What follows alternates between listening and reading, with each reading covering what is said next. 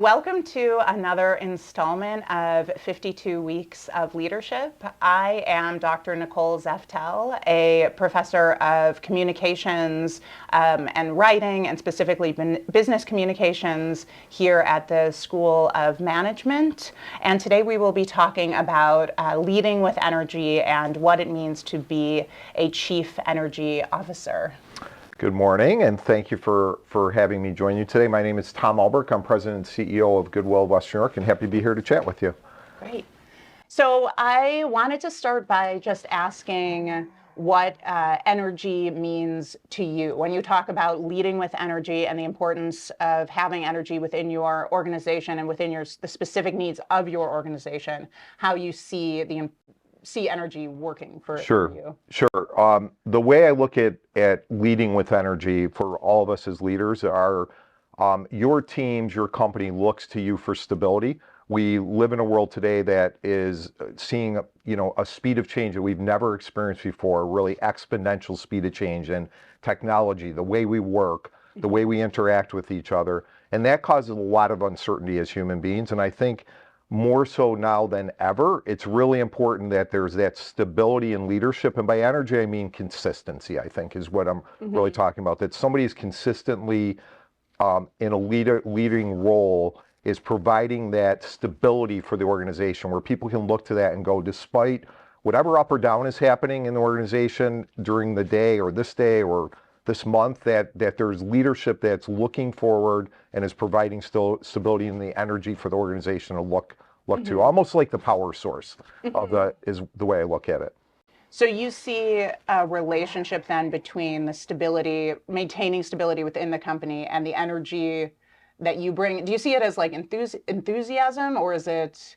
I see it often as enthusiasm. I see it. I love that you said relationships. I see it all leading is all about relationships, right? And really, it's that ability, or that really intentional, I think is a word, leadership that looks to build relationships with their teams, so that that people know that they're more than just a cog in the machine. That we care about them. And when I taught, I would often tell my students the MBA program, the only competitive advantage in my mind left in business today are people. That's it. There's nothing. You can have a patent, you can have all these different things, but a patent's only good for the length of patent or until somebody else smarter than you comes up with a new idea or challenges you legally and you can't fight back. But people, you can have all the best strategy in the world, you can have all the cash, but if you don't have people to execute and believe in what you're doing, you've really got nothing. So it's all about the people when you get right down to it.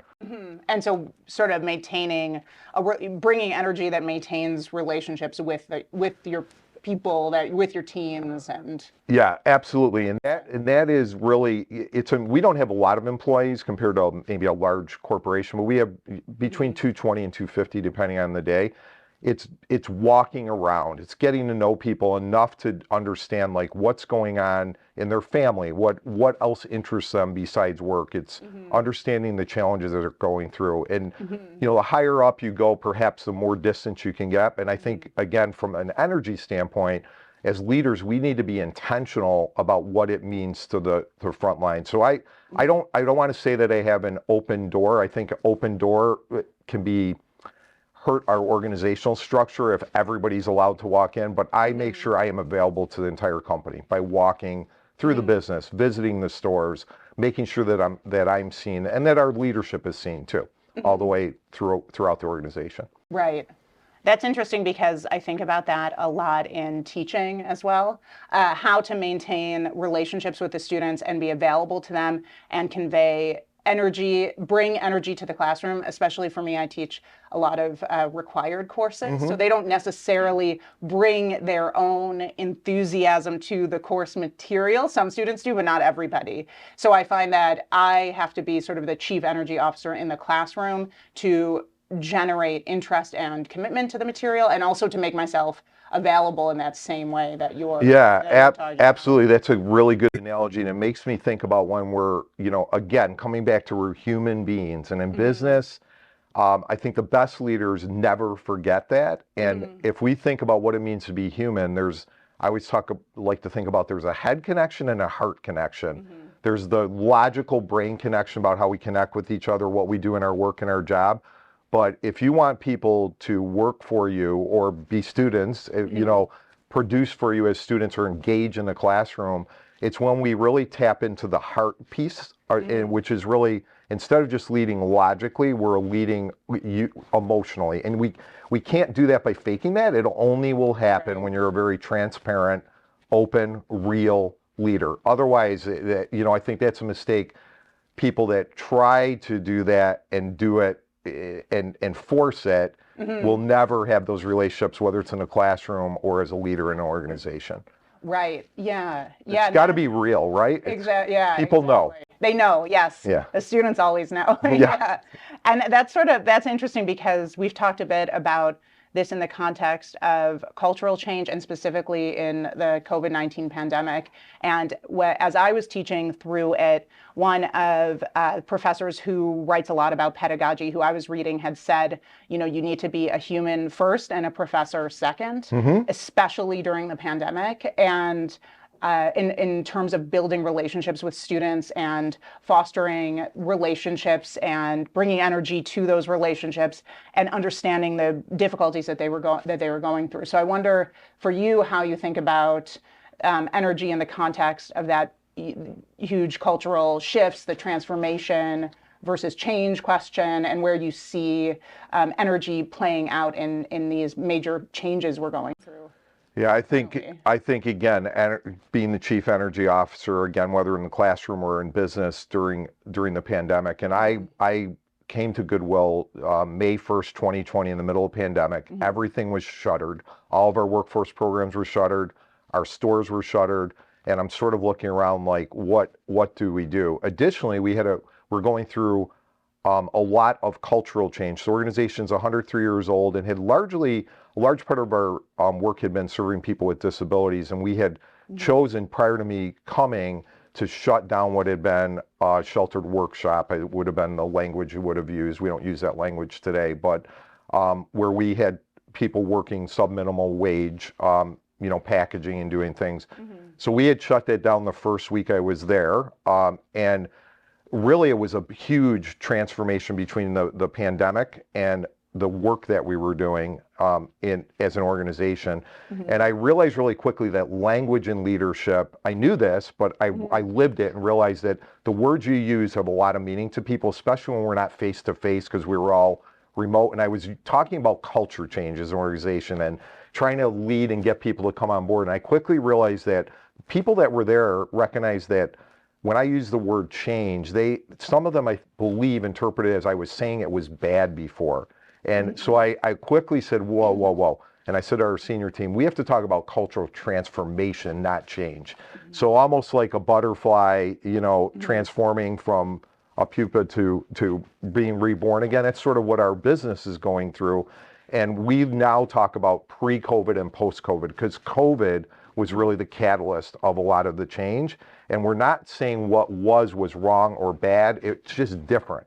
And I again, with energy, I think words play a lot into energy. And that's why I like to talk about transformation instead of that word change, which I think change connotes like we're changing something that was wrong. And that's not the case. We're transforming based on the needs. Right. So you see, and the main way that I relate to these things is through thinking about teaching. And I also have transformed a lot of my teaching through the pandemic and then after, specifically with having to work remotely and to turn everything into a digital setting, and then taking some of those lessons now that we're back in person and applying them to an in-person setting. And thinking about what we can learn through COVID and those changes or transformations. Yeah. Right. And really what you're doing is the same thing we do. Just like if we were talking about startups, we'd be talking about listening to your customer. Your students are your customers. Our team members and our team are our customers, and really taking the time to listen is really what you're describing. That just because we're on Zoom and everybody's home, there's people going through a lot of difficult challenges, being separated, maybe they're out of work, all types of different things. But I think it's listening to our people just like we would listen to our customers. Right. So do you see a relationship then between that and like listening to people and the question about self-care and how you make sure you embody that, but then also how do you create the space or promote the same behavior for your organization for those kind of self-care? Yeah, I think as leaders, many of us, especially again, as people go higher up, there's sort of like this badge of honor a lot of times in organizations of you take on more. And Mm-hmm. we struggle with it in our organization too, where people that have really high skills and are good at something, often in a crisis, grab at things and take on more. And when I say Mm-hmm. self-care, I think it's really important that you surround yourself with people. Because again, if people are looking at you as a chief energy officer, we can't really, we're human beings too. We Right. have challenges, we have weaknesses, we have things we're dealing with. And I think it's good to be transparent, but it's also, if we're going to be the chief energy officers, there's some things that we probably don't want to show, Mm-hmm. people just because that may deflate the energy a Right. little bit. So when I talk about self-care, it's really important as leaders that we surround ourselves with what I would call a kitchen cabinet, whether it's other senior leaders in the organization, it's leaders, friends, people outside the organization, family. It could be, in my case, I have a board. I Mm-hmm. had my annual review yesterday, and a fantastic board I have, just to give you an example, the board chair says, we're really concerned about just like the workload that you have. Like, what can we do to help you? Mm-hmm. And just being able to have a discussion like that with somebody, that's what I mean by self-care, that we can't, Mm-hmm. taking on more doesn't make us a better leader. And in my opinion, when you are successful as a leader is when you're not needed anymore. So Mm-hmm. my goal while I'm here for my time at Goodwill is to build a team that can run the company and that I sort of disappear in the background and I'm focused on the future and Mm-hmm. advocacy for the organization.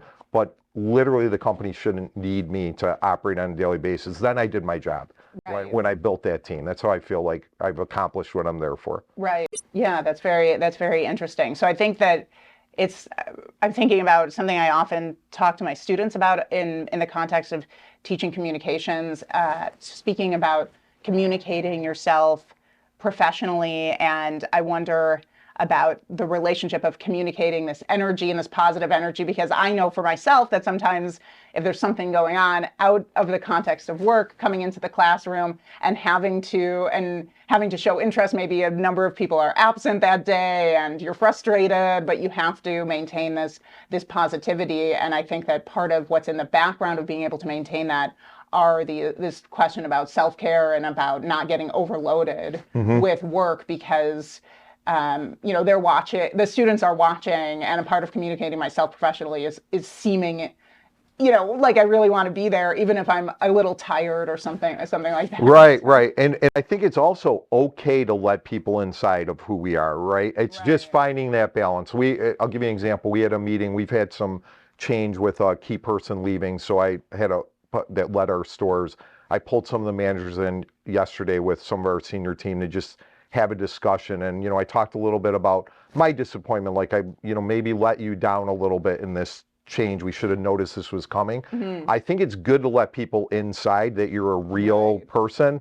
It's just like when those ultra frustrations build up that we all are going to have as human beings. That's when I sometimes go, okay, I need to go talk to some of my senior team members. I need to call a friend. I need to talk to somebody outside. So I think it's finding that balance. If we're not real as a leader and we don't Hmm. show some of those challenges, then we become, I don't know if the word is a fake leader, but people see Right. through that in 2.3 Right. seconds, Yes. right? Yes. Right? Like Yes. they're putting on a show for me. It's not real at all. So it's finding that balance of being, transparent, real, Hmm. while being careful. I remember people are always looking at us, even though we don't recognize it. I think is when you're leading, just because of the position you're in, whether it's Hmm. faculty or it's a leader inside of a company or an organization, Hmm. people are watching you. They're watching what you do. They're, it may be subliminal, but they're always watching. So that's where it's finding that balance. It's really important. Right. Yes. Yeah. And I wonder when we've talked about the importance of repeating your message to your team, Yeah. and I'm thinking about that in relationship to being genuine and thinking about what is the message that the team is receiving, what's the message that your organization is receiving, and you have mentioned that when you feel like you have repeated yourself too much, that's when you know you're being heard. And Yeah. I'm wondering again, because thinking about this in the context of being a leader in the classroom and thinking about repeating my message is what are the signs that your message has been heard to you? Like Yeah. what indicates that Yeah. to So you? I think the role of a leader is, one of the first roles of, if I think of my role as a CEO, Mhm. is what I would say is helping create the vision for the company, and I call it carrying that flag of that vision for the organization. Right. So when everybody else is distracted doing their jobs day to day, Mhm. somebody has to keep that flag raised high. And what I mean by when you're sick of hearing yourself talk about it, people are just starting to listen. They're Everybody has their own jobs to do, everything to do, and they're very focused operationally in the Mhm. present. So Mhm. it's really keeping that vision forward to the company. And the way we do it is a lot of communication. So Mhm. we have regular manager meetings, even where the CEO speaks. I speak every other month to all the managers. We do all hands quarterly. We use tools like simple strategic plans. We don't create giant books that go out, 3-ring binders that go up on a shelf never to be read, Right. but simple strategic plans that we can share. And then when we take the strategy down throughout the organization, the Mhm. vision, we try to not give them pieces of paper, but we create visual representation. So for our frontline team, our strategic plan is really, we've created a trip. It's a picture. It's a journey from Buffalo to Honolulu. Mhm. And we show them where we are along that journey to try to relate where the strategy is. So using things like objectives, key results, simple tools you can use to keep that vision alive. But Mhm. it's really that's our job as role of leader, is to, which goes back to energy, is kind of carrying that flag and Mhm. energizing the organization. And people, they may get sick of hearing you, but when you know that, that's when you know that it's starting to Right. catch on. Another way you know is when you start hearing, I call them leadership mantras. We Mhm. all as leaders have a philosophy Mhm. about how we lead. I share my philosophy with the organization, and they become little mantras. So we have things like structure equals freedom. So they know Mhm. we're trying to instill structure that will give them freedom, because the repetition in the structure will allow them to have some freedom. Mhm. Things like shoulder to shoulder. So we believe our leaders shouldn't be sitting in office with their feet up on the desk, but they should be shoulder to shoulder with their teams. When you hear some of that repeated back to you in Mhm. meetings, or they're talking to their team members, then I think you can know that people are starting to get the message. But it takes a long time for that to happen. Right, right. So that's interesting about structure and the relationship of structure to freedom, because I was thinking about this with the question of energy is how do you see the relationship of like fostering certainty or fostering structure to also promoting like spontaneity and innovation? Like, Mhm.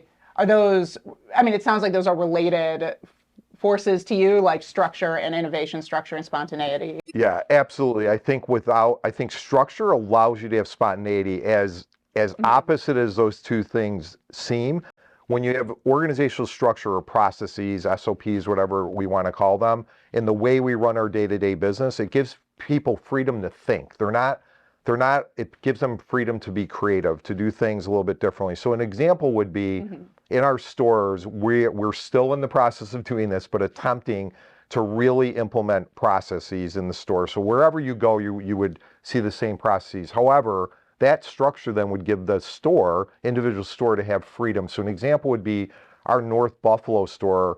The community has a little bit different culture than maybe our Hamburg store. Mhm. So once we have the structure, now the store managers, the people they hire, there's some freedom in sort of like the flavor of the store, but because they've got the structure underneath it. When you get higher up in the organization, when you Mhm. talk about strategy, creative problem solving, we also really work a lot on, I challenge our team to, when we have structure, we can do what I call moonshot thinking. Mm. So looking at things, we're looking at workforce development today, not at like what we did 10 years ago, but what can we do different today with technology that maybe nobody's looked at workforce development. It's a very old, kind of stodgy field. How can we do things differently? And I Mhm. think that structure allows the team then to have some time to do some really creative problem solving and moonshot thinking about Mhm. what's that big thing we can go do. And then the last thing I would say Mhm. is failure is related to all this. I think an organization has to get comfortable with failing. Mhm. We and that comes from an entrepreneur, being an entrepreneur myself.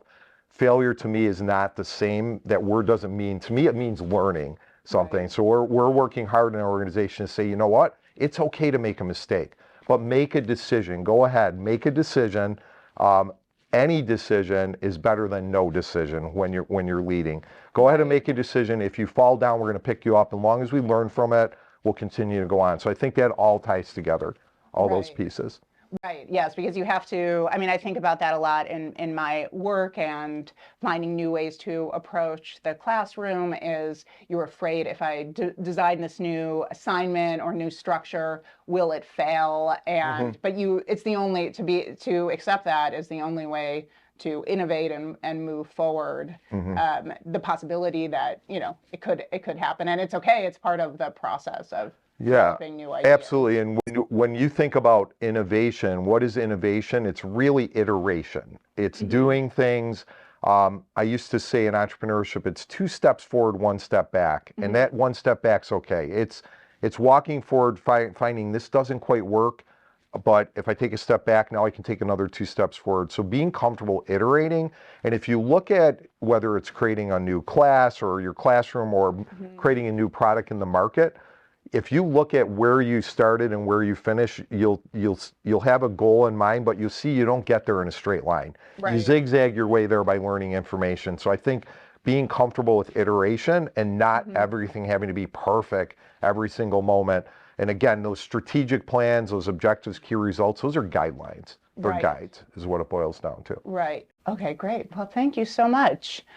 So I just have one final question for you. Do you see that then as part of the transformative mentality then versus the change mentality, like thinking about fostering the spontaneity that we've been talking about, how we move forward through COVID-19 and redesigning organizations, promoting innovation? Is that all, do you like, is that the transformative? Yeah, I think if you pull all those pieces together, we've talked a lot of different things, but I Yeah. think the difference between just pure change to me is reacting to something. Transformation to me is we may be forced to react, but transformation is also envisioning where we need to go before we need to get there. So to me, part of the role as leaders is predicting the future. That should be one of the most important things that we think about is where's an organization, where's a classroom, where's everything going in the future, and that's our job to be, future thinkers, and then all this, pulls together to support that. Great. Thank you so much. Well, thank you for joining me and talking about being the Chief Energy Officer, and thank you to everyone for watching. Thanks for having me. Appreciate it. Well, thanks for joining us for another installment of the University at Buffalo School of Management Center for Leadership and Organizational Effectiveness's 52 Weeks of Leadership program. Wow, that's a mouthful. We'd like to give a special thanks to our guests this week, Dr. Nicole Zeftel of UB and Tom Ulbrich, the CEO of Goodwill of Western New York. Thanks again so much for joining us. And as we're in the holiday season here in the month of December 2022, whatever you celebrate, we hope it's a good one.